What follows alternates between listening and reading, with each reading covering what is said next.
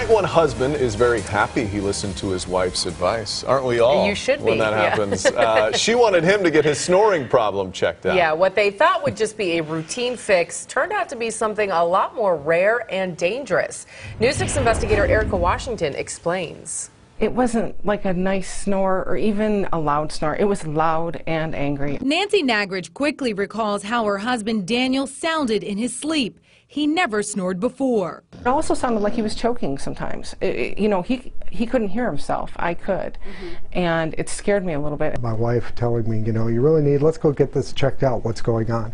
Daniel saw his doctor referred him to a specialist after something didn't look right. This was all tumor back here. That specialist ultimately ordered an MRI, revealing a frightening diagnosis. And when you hear that it's cancer, that really kind of shocks you into place of, wow, that's not what I was expecting at all. The cancer in Daniel's neck is called chordoma. They grow slowly and are extremely rare, affecting 1 in a million people. Dr. Aaron McKeon is the ear, nose, throat specialist who treated him.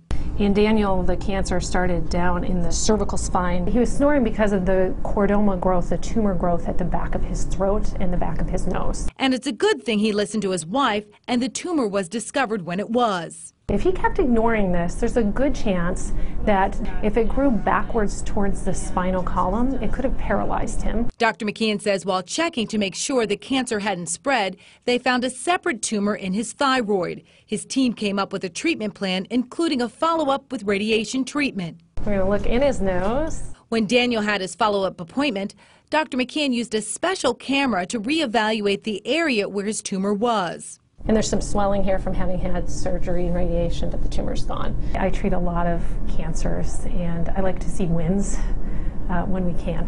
And he's doing fantastic. Daniel is now cancer-free and free from snoring. He's thankful for the team who helped him, and especially for his wife for bugging him to get his snoring checked out. Absolutely eternally grateful, both for that and the way she has supported and been with me through this whole process. I don't feel vindicated at all. I just feel happy that, he got it taken care of finally.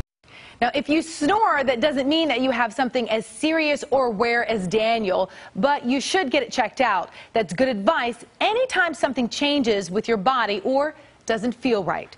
Erica Washington, News 6.